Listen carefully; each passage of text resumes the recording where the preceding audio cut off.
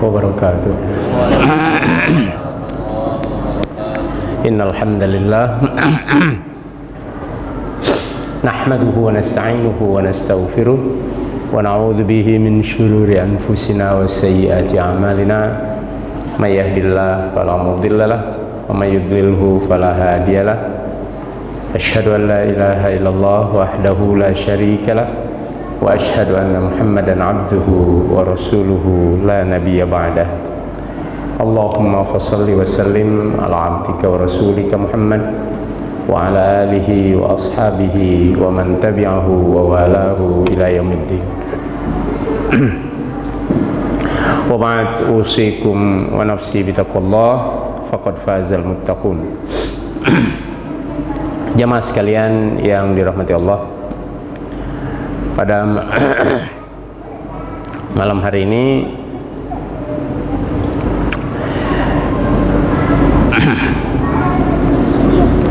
sebagaimana biasa di sesi pertama kita akan belajar tafsir Al-Quran, dan di sesi kedua insyaallah selama 30 menit kita akan belajar dengan cara bertanya jawab. Cuma tadi ketika di kendaraan kok tiba-tiba batuk menjadi-jadi dan agak kurang enak. Saya tidak tahu nanti apakah bisa di sesi kedua kita lanjutkan atau setelah sesi pertama saya pamit langsung pulang. Kalau dilihat kondisi sekarang sih oke. Tadi saya bilang sama yang nemanin saya, ini kacau nih kondisi naik turun. Mudah-mudahan sehat, bisa kita lanjutkan di sesi kedua. Kalau tidak bisa saya mohon maaf, mungkin setelah sesi pertama saya langsung pamit pulang. Baik, kita masuk di ayat 132 surah Al-Baqarah. Masih bercerita tentang Ibrahim.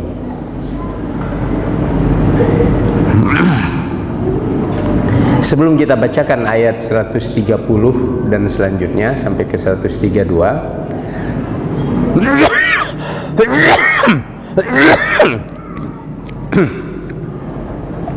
saya bacakan dulu tentang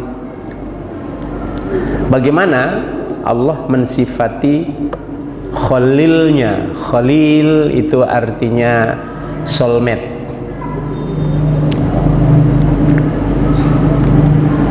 lebih daripada sahabat karib,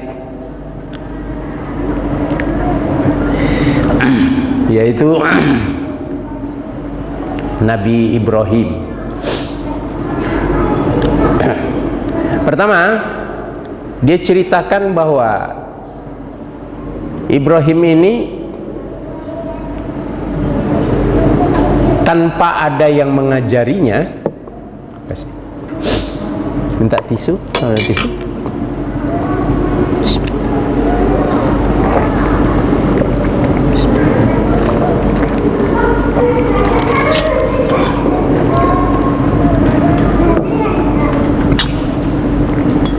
Tanpa ada yang mengajari, tanpa ada yang membimbing, maksudnya dari kalangan hamba, bisa menemukan Tuhannya. Dan luar biasanya dia menemukan Tuhannya dengan berani dia menyatakan, ini bukan Tuhan, ini bukan Tuhan, ini bukan Tuhan, ini bukan Tuhan. Itu yang mahal harganya. Sempat diakui sebagai Tuhan, lalu dia tolak. Sempat diakui sebagai Tuhan, lalu dia tolak. Sempat diakui sebagai Tuhan, lalu dia tolak.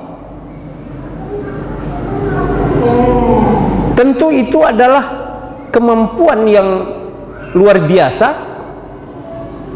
dari logika dan nurani seorang Khalilullah, yaitu Ibrahim alaihissalam.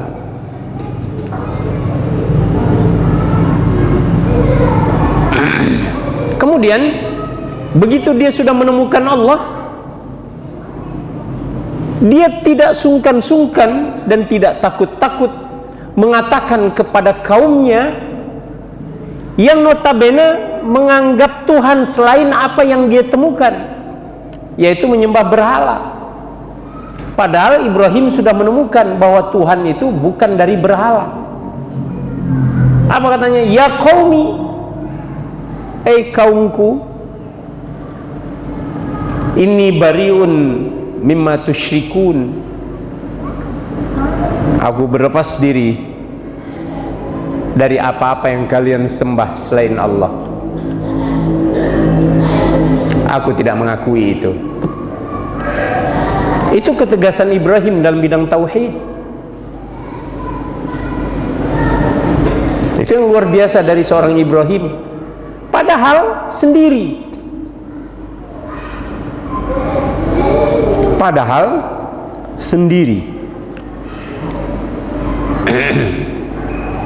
Inni wajjahtu wajhiya, kuhadapkan wajahku ini lilladzi fataras samawati wal ard, kepada yang telah menciptakan langit dan bumi. Artinya Ibrahim sudah berani mengatakan, mbok pakai akal kalian, apakah ini yang menciptakan langit dan bumi? Bahkan ini kalian yang ciptakan, tiba-tiba kalian sembah. Ini bari, enggak, aku tidak terlibat. Aku justru menghambakan diri kepada yang menciptakan langit dan bumi, apalagi makhluk-makhluk ini. Coba kita sedikit merenung, Pak. Ada nggak kesanggupan kita kayak begitu? Betul. Ketika muncul kata-kata bahwa ini adalah basa, ini adalah basi, yaitu basa-basi, sebenarnya itu adalah ngelesisasi, ngeles dari lemahnya tauhid kita. Kenapa tauhid kita lemah? Karena tauhid kita adalah tauhid yang dibimbing. Kita dibimbing oleh orang tua kita yang kebetulan ditakdirkan Allah memang mereka muslim. Kita dibimbing untuk mengenal Allah. Lalu kita dipaksa untuk sholat. Apa itu salah? Tidak salah. Tidak salah menjadi muslim keturunan, itu nggak salah. Saya tidak termasuk yang mengatakan muslim keturunan itu kualitasnya rendah. Tidak. Bismillah.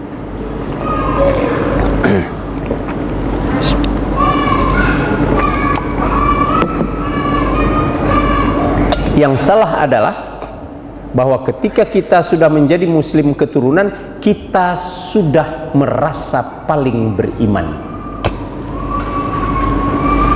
Kita tidak berusaha meningkatkan iman.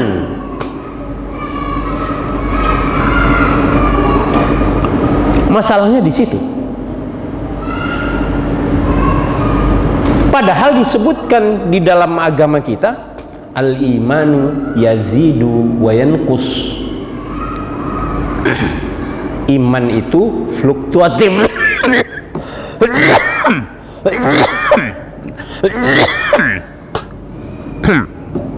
Iman itu fluktuatif, bertambah, kadang-kadang berkurang. Bagaimana supaya dia bertambah? Yazidu bis solihat, dia bertambah dengan amalan-amalan soleh. Wayan kusu bil ma'asi, dan dia turun, jatuh, rendah dengan dilakukannya kemaksiatan. Itu yang salah pada kita. Kita sudah merasa puas dengan kita beriman, kita sudah merasa puas tahu tentang sholat 5 waktu, dan bisa sholat 5 waktu, kita bisa puasa, kita bisa mengeluarkan zakat fitrah. Bahkan kita berumroh, kita berhaji. Kita sudah merasa puas dan kita sudah merasa cukup. Inilah Islam. Salahnya tuh di situ. Jadi tidak salah bahwa kita dipaksa beriman kepada Allah oleh orang tua kita. Itunya tidak salah. Sepatutnya setelah kita dikenalkan oleh orang tua kita kepada Allah, begitu kita mulai akil balik, kita mulai proses seperti Ibrahim. Kita sudah kenal Allah. Celakanya kita mengenal Allah langsung sebagai ilah. Nah, ini pelajaran bagi kita sebagai orang tua. Kenalkan Allah sebagai Rabb kepada anak-anak kita. Ini enggak, anak-anak kita menganggap ilahnya adalah Allah, Rabbnya adalah mak bapaknya. Enggak percaya? Coba lihat orang-orang tua yang punya anak bayi. Kata-kata apa yang pertama dikenalkan? Papa, mama, betul? Sederhana sekali. Sederhana sekali. Dia lebih memperkenalkan dirinya.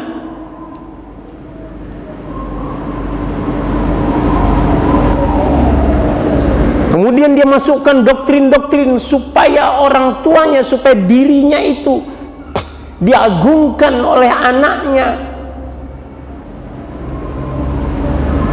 Dengan cara apa? Coba, ada nggak orang tua sekarang yang ketika duduk di meja makan dengan anaknya, sebelum makan baca apa? Baca bismillah. Ada ya? Banyak ya? Oke. Poin kedua, bismillah itu artinya apa, sayang? Ada? Sudah mulai berkurang ya? Sudah mulai berkurang ya? Baru poin kedua. Poin ketiga, ketika anaknya tidak tahu, dia kasih tahu bismillah itu artinya dengan nama Allah. Kok dengan nama Allah? Tahu nggak kenapa dengan nama Allah? Masih ada orang tua yang ngomong kayak begitu pada anaknya ketika mau makan?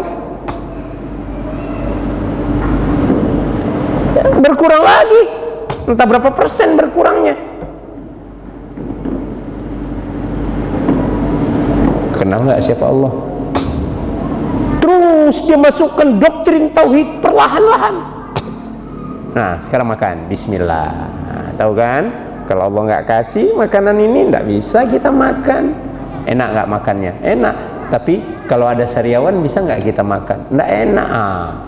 Makanya kita sebut alhamdulillah setelah makan. Sederhana kan? Jadi anak kita terbiasa untuk mengenal Allah sebagai Rabb.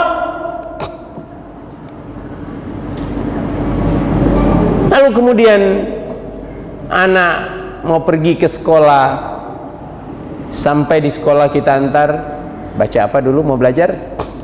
Bismillah. Ingat apa yang papa atau mama bilang tadi di meja makan waktu sarapan? Kenapa Allah? Bla bla bla. Kalau itu terus kita tanamkan, anak mengenal Allah sebagai Rabb atau tidak? Insya Allah mengenal walaupun sedikit. Begitulah proses Ibrahim mengenal Tuhan.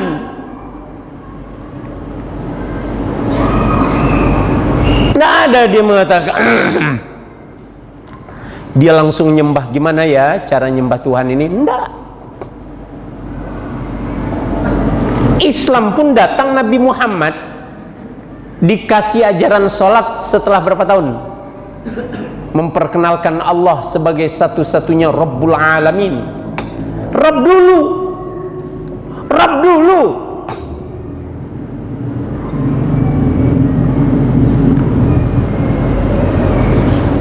Wala in sa'altahum man khalaqas samawati wal ard. Itu ditanamkan dulu. Kalau kamu tanya kepada orang-orang kafir itu, siapa yang menciptakan langit dan bumi? La yaqulunna Allah. Mereka pasti mengatakan Allah.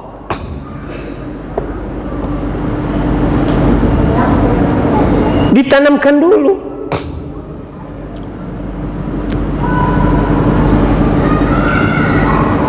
Nah, kesalahannya tuh di situ.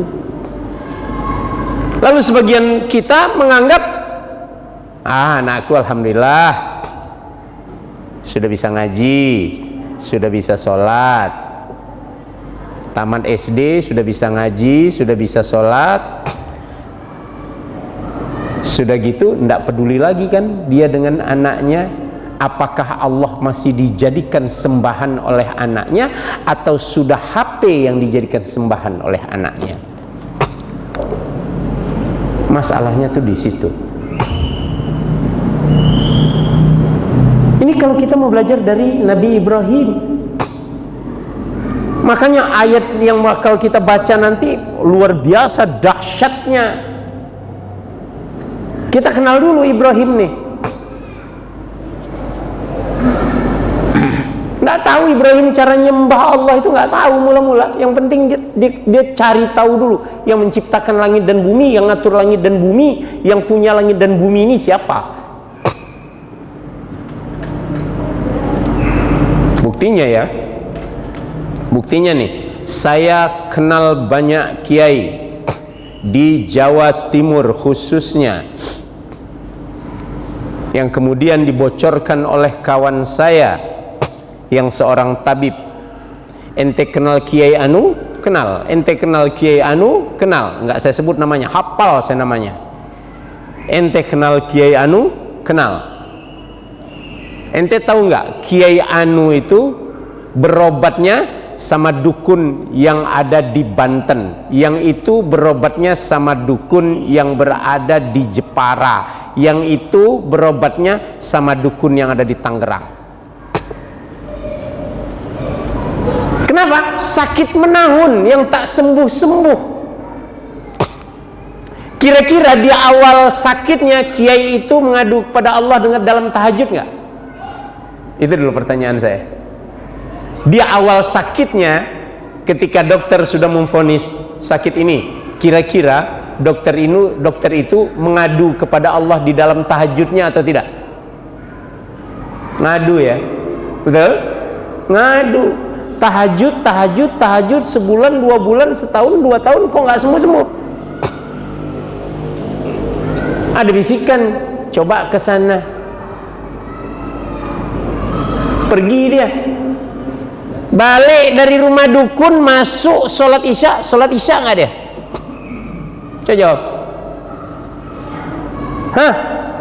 Naudzubillah min dzalik. Saya sedang tidak bermaksud untuk ngenyek. Ini pelajaran bagi kita. Betapa pentingnya mengenal dan meyakini rububiyah Allah, meyakini Allah sebagai Rabb. Yakin, bukan teori. Apa kata Umar bin Khattab? Aku tak pernah merisaukan apa yang tidak ditakdirkan oleh Allah untukku, dan aku tidak pernah ngeyel, itu bahasa kita, untuk sesuatu yang memang bukan ditakdirkan Allah untukku. Aku hanya mensyukuri, aku harus mensyukuri apa yang sudah ditakdirkan Allah untukku. Allahumma la mani'a lima a'taita. Yakin gak kita dengan apa yang kita baca dalam zikir itu? Allahumma la mani'a lima a'taita. Tidak ada, ya Allah, yang dapat melarang kalau Engkau sudah memberi. Wala mu'tiya lima mana'ta. Enggak ada yang bisa memberi kalau Engkau yang melarang. Kita zikir begitu kan setiap habis sholat, paling tidak 1 hari 1 kali kita baca waktu zikir sholat yang seperti itu. Tapi dalam kehidupan sehari-hari, kalau tidak kita dapat apa yang tidak kehendaki, apa yang terjadi dengan diri kita, Pak? Galau, hancur, stres. Bahkan untuk mendapatkan sesuatu yang kita tidak tahu apakah ini bakal jadi milik kita atau tidak milik kita, kita rela nggak melakukan yang haram-haram supaya lulus jadi PNS, jadi TNI, jadi Polri, bayar sekian. Rela nggak kita mengeluarkan itu demi sesuatu yang kita tidak tahu memang bakal milik kita, bakal milik anak kita atau tidak? Satu. Yang kedua, saya pernah secara terperangkap sampai ke rumah dukun di Melaka. Ceritanya, anak murid saya main bola, patah tulang, ditebas sama kawannya, jatuh, patah tulang. Saya tidak tahu daerah situ. Saya tanya kepada murid yang lain, siapa tahu di sini tukang urut? Saya tahu Ustaz, ayo kita pergi. Bismillah.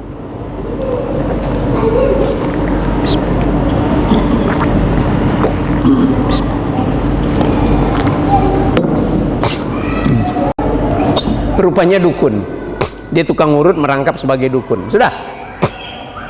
Saya sudah nggak bisa bilang apa-apa, dia sedang ngurut. Dalam hati saya, ya aku datang sini untuk ngurut kok, bukan untuk berdukun.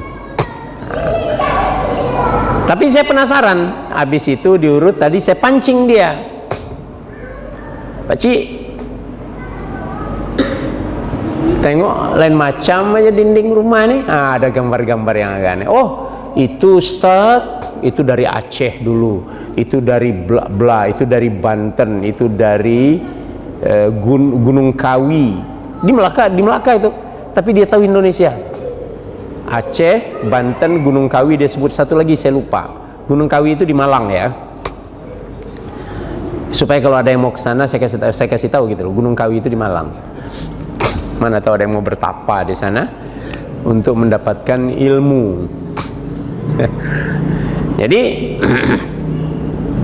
sampai ke cerita, Ustadz, rumah saya nih kalau dekat pilihan raya pemilu itu mobil tuh parkir sampai simpang depan doang.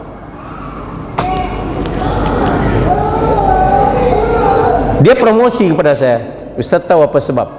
Sebab boleh dikatakan semua yang datang ke rumah saya ini menjadi, wah kan iko.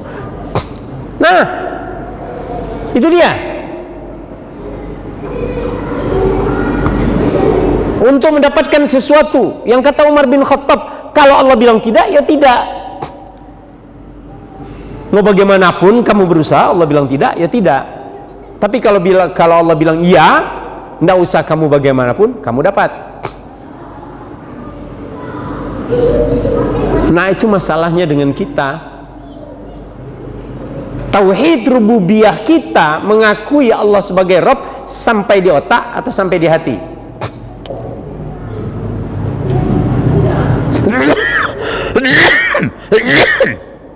Maka dari sekarang Pak, kita kembali ke yang tadi. Yazidu bis solihat, perbanyak as-solihat, amal-amal soleh kita perbanyak. Sekecil apapun amal soleh, ambil kesempatan itu. Receh-recehan amal soleh ambil, dan sekecil apapun kemaksiatan hindari. Di situ hubungannya apa dengan bertambahnya tauhid, Pak? Ibrahim bisa seperti itu usaha dia atau anugerah Allah? Coba kita jawab.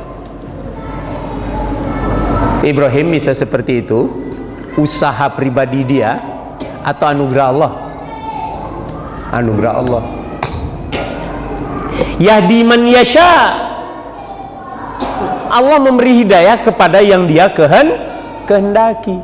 Kira-kira hamba yang dikehendaki Allah untuk mendapat hidayah itu hamba yang patuh atau hamba yang durhaka, Pak? Itu dia.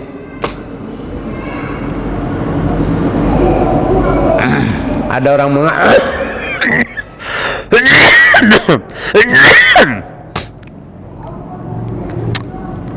Ada orang mengatakan Salat enggak menjamin masuk surga, di antaranya Nikita Mirzani. Kenapa? Karena tidak faham tentang konsep fluktuasi iman. Dan iman itu adalah anugerah dari Allah Subhanahu wa ta'ala. Kapan kita mendapatkannya itu terserah Allah. Yang ada di kita apa? Yang ada di kita amal soleh. Dulu di masjid ini kita sudah belajar 60 lebih amal soleh dalam pelajaran tauhid, membahas hadis yang diriwayatkan oleh Imam Bukhari dan Imam Muslim. Al-imanu bid'un wa sittuna syu'batan, alaha qawlu la ilaha illallah wa adnaha imatatul adha 'anit tariq. Sudah kita pelajari itu.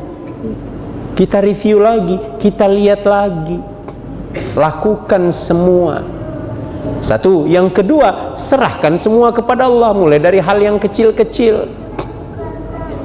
Serahkan semuanya pada Allah. Kita pengen sesuatu, ya Allah, aku cuma berusaha, nggak berhasil pun aku serahkan padamu.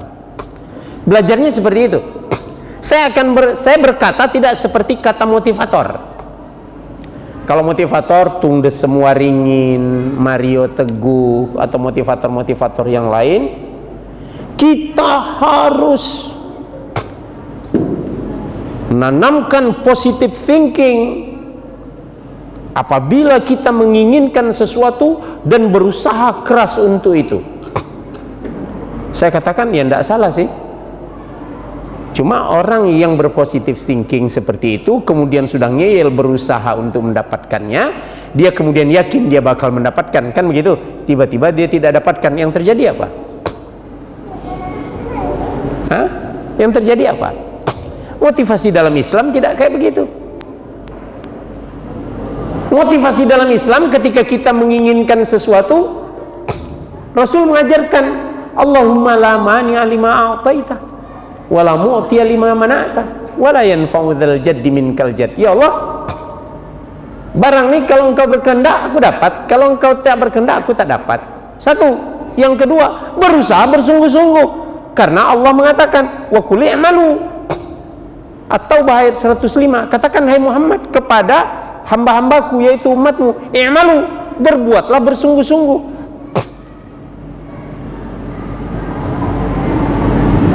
Jadi dari awal kita sudah siap menang, siap kalah, siap dapat, siap hilang,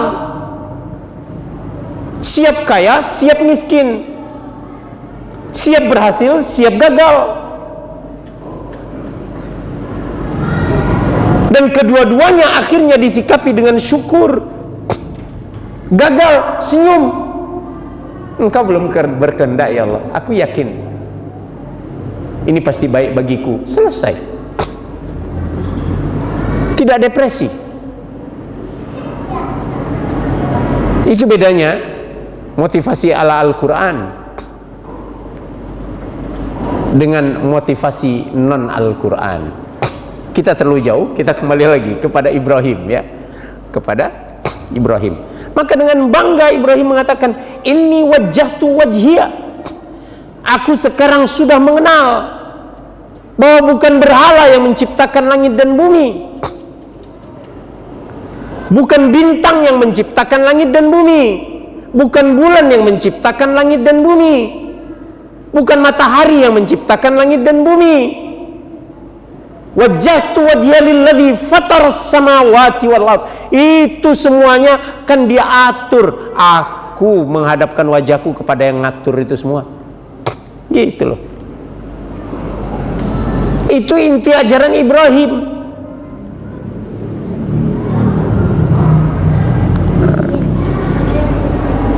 Hanifan, secara lurus, nggak neko-neko, nggak mendua, nggak sambilan.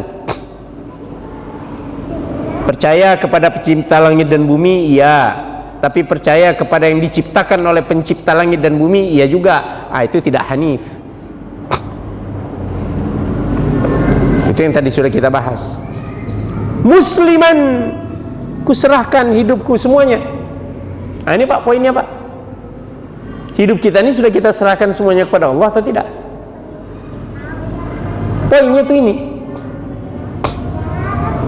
Khalid bin Walid menurut para sejarawan, kalau dibuka badannya, ya kalau dibuka badannya, maka ada membekas 40 bekas sayatan pedang. Kebayang nggak Pak? Kebayang nggak? Badan, anggaplah besar badan Khalid bin Walid itu, tapi lebih besar Umar bin Khattab. Ya, di badannya itu ada 40 sayatan pedang, dan dia memang berharap mati dengan salah satu sayatan pedang itu, tapi matinya di atas kasur Pak, di atas ranjang. Allah nggak kasih dia mati di medan perang. Ikrimah bin Abu Jahal sampai penaklukan kota Mekah masih ngeyel nggak mau masuk Islam, padahal Nabi sudah buka peluang. Bla bla bla bla bla bla bla kata Nabi. Lari dia Pak ke Laut Merah, mau nyebrang ke Afrika, saking tidak maunya menerima Islam. Akhirnya dibujuk oleh istrinya, baru dia mau masuk Islam. Nggak lama Pak, di kekhalifahan Abu Bakar dia mati syahid dalam perang yang dipimpin oleh Khalid bin Walid, dalam rangkaian perang Yarmuk. Mati syahid dia. Khalid yang dari sejak tahun ke-6 Hijrah masuk Islam, matinya di atas ranjang. Allah kalau mau memberi begitu, faminhum man qadha nahbahu wa minhum man yantazir. Orang-orang yang mencari mati syahid itu ada yang qadha nahbahu, yang memang menunaikan haknya, wa minhum man yantazir, ada yang menunggu. Begitulah anugerah Allah itu. Sekarang bapak-bapak misalnya para pedagang, dagangan agak sepi, bapak-bapak diminta oleh Allah hanya untuk berpikir bagaimana mencari rezeki dari Allah. Allah tidak minta bapak berpikir bagaimana supaya mendapatkan hasil sekian dan sekian. Laksanakan saja. Kalau Allah mau, Allah kasih. Allah tidak mau, Allah tidak kasih. Dalam masa pandemi ini ekonomi susah bagi yang susah, bagi yang bisnis PCR triliunan kan? Saya nggak perlu sebut namanya, sudah dikenal. Nah, itu Allah yang beri, kita nggak usah iri. Kalau bapak mau bisnis PCR juga dan bisnis vaksin, silakan Pak. Kita cuma disuruh berusaha, titik. Termasuk di dalam meningkatkan kualitas iman, kita cuma disuruh berusaha. Kita lanjutkan tentang Ibrahim. Lalu bagaimana Ibrahim mempertahankan imannya? Dalam surah At-Taubah, nanti bapak baca sendiri sampai ke ayat 132. Luar biasa bagaimana itu Ibrahim. Nah, begitu sudah kita kenal bagaimana Allah sangat menyanjung, kasih jempol untuk Ibrahim, ya, makanya Allah mengatakan, wa man yarghab an millati Ibrahim illa man safiha nafsah. Bismillah. Yang membenci tauhid yang dibawa oleh Nabi Ibrahim tidak lain adalah orang-orang yang menganiaya diri mereka sendiri. Walaqad istafainahu fid dunya, kami telah memilihnya di dunia ini menjadi sedemikian hebat, menjadi khalil kami. Wa innahu fil akhirati laminas salihin, dan di akhirat nanti dia termasuk kelompok orang-orang yang saleh. Tadi yang kita bacakan tadi, sepanjang sependeknya tadi. Kenapa orang-orang yang menzalimi? Artinya orang-orang yang tidak bertauhid seperti tauhidnya Ibrahim, bahkan orang-orang yang benci dengan tauhid, orang-orang yang mencari hidup dengan selain tauhid. Kenapa dibilang membodohi dan menzalimi dirinya sendiri? Satu, membodohi sebab dia bergantung di dahan yang rapuh, atau dia minta duit kepada orang miskin. Bodoh nggak? Bodoh nggak? Kenapa dia tidak minta duit kepada zat yang maha kaya? Kenapa dia tidak minta kesehatan kepada zat yang maha penyembuh? Kenapa dia tidak meminta anugerah kepada zat yang rahman, yang maha pemberi? Justru dia minta kepada manusia yang kelihatannya macam kaya. Dulu saya pernah ngasih contoh, saya contohkan lagi nih, karena saya mantan perokok, saya kasih contoh rokok lah. Kamarullah dulu merokok enggak? Merokok enggak? Merokok juga ya? Sikit-sikit ngaku aja lah ngerokok, dah selesai, nggak apa-apa. Misalnya ya, saya perokok, saya kawan akrab sama Kamarullah. Habis makan, saya lupa bawa rokok, saya ketemu sama Kamarullah. Jo, mintalah sebatang, lupa belum bawa rokok. Dengan senang hati nggak dia ngasih? Dengan senang hati nggak? Dengan senang hati. Silakan. Keluar moji Samsu, mau bentul, jarum super atau apapun lah, keluar. Bila perlu dibakarkan tuh. Wah, gitu kan? Ustadz yang minta ini tuh barokatur rokok, gitu kira-kira. Saya nggak nyindir para perokok, cuma menghantam. Bismillah. Besok ketemu Kamarullah lagi, saya minta lagi rokoknya. Jo, entah kenapa setiap ketemu ente saat saya nggak bawa rokok, mintalah sebatang. Ambil. Hari ketiga ketemu lagi, sebelum dekat dia nampak wajah saya, apa yang ada di otak Kamarullah? Coba jawab. Kok pasti orang gaya kok minta rokok kok. Betul? Betul kan? Tapi masih dikasih. Hari ketiga ya. Hari keempat nampak dari jauh, mengelak dia begitu. Kok pasti minta rokok, rancak dan paile. Begitu ya. Manusia. Nggak percaya? Bapak ajukan aja proposal masjid ke orang paling kaya. Kali pertama kita ajukan proposal masjid, atau proposal anak yatim, atau proposal bla bla bla bla bla, saya pernah ngalami Pak. Salah seorang pejabat di Medco, saya pernah, masih ada orangnya. Pertama kali datang, dengan senang hati. Besok kalau ada keperluan lagi, jangan segan-segan Ustaz. Datang, betul kan kita? Kira-kira, ya ndak ada utak orang kayak gue, kan begitu kan? Ndak tahu dibasa-basi. Manusia.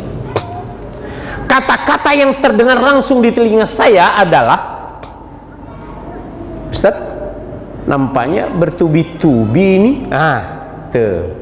Itu manusia. Tapi kalau Allah kira-kira bagaimana? Terbalik. sombong kau, tak pernah mau minta sama aku, gitu loh. Itu Allah.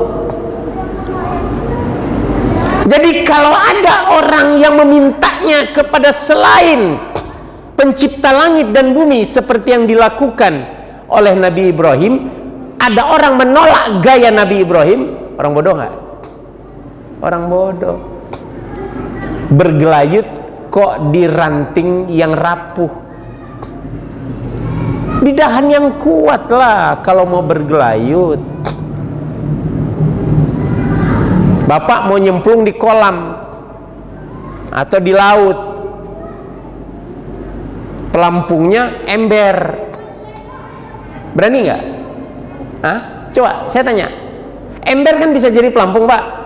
Kalau orang-orang tepi laut tahu lah itu, ember itu bisa jadi pelampung, dibalikkan kita di atasnya bisa jadi pelampung untuk ember. Nah sekarang Bapak dengan modal ember berani nggak terjun di tengah laut? Hah? Nggak berani. Bodoh. Bodoh. Padahal ada pelampung. Sama. Ada Allah. Nabi Ibrahim menyerahkan hidupnya kepada Allah. Ada orang benci kepada cara menyerahkan diri kepada Allah. Bodoh nggak? Illa man safiha nafsah. Hanya orang-orang bodoh. Itu satu kebodohan, dan kebodohan itu adalah kezaliman, menzalimi diri sendiri. Kok bisa menzalimi diri sendiri? Karena itu perbuatan dosa. Mengharap kepada selain pencipta langit dan bumi adalah syirik. Dalam surah Luqman Allah katakan melalui lisan Luqman, inna syirka la zulmun azim. Sesungguhnya penyekutuan Allah, menyekutukan Allah adalah kezaliman yang amat besar. Walaqad istafainahu fid dunya. Kami sudah memilih Ibrahim menjadi manusia istimewa. Apa istimewanya manusia? Nah, kita lihat anak-anak kita nih Pak ya. Ada anak yang umur 4 tahun dibully sama anak SD kelas 6, dibully sampai nangis. Wajar nggak umur 4 tahun dibully sama kelas 6 SD umur 12 tahun nangis? Wajar nggak? Wajar. Tiba-tiba anak itu mengatakan, awas kau ya, kuadukan sama bapakku. Bapaknya ada dia ngadu, Pak, anak tuh tadi begini-begini. Ketakutan nggak anak SD kelas 6 itu Pak? Ketakutan. Begitu Pak. Bertawakal anak itu kepada ayahnya, tidak ada yang berani mengganggu. Lah sekarang kalau kita menyerahkan hidup kepada pemilik jagat raya, ada yang berani ganggu Pak?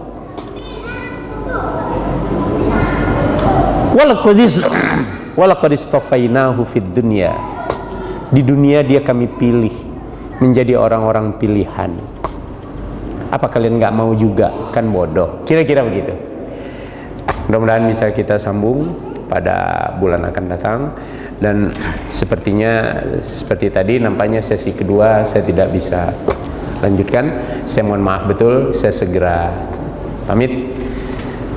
Mudah-mudahan apa yang kita pelajari pada malam hari ini bermanfaat. Subhanakallahumma bihamdik, asyhadu an la ilaha illa anta, astaghfiruka wa atubu ilaik. Kurang lebihnya saya mohon maaf. Assalamualaikum warahmatullahi wabarakatuh.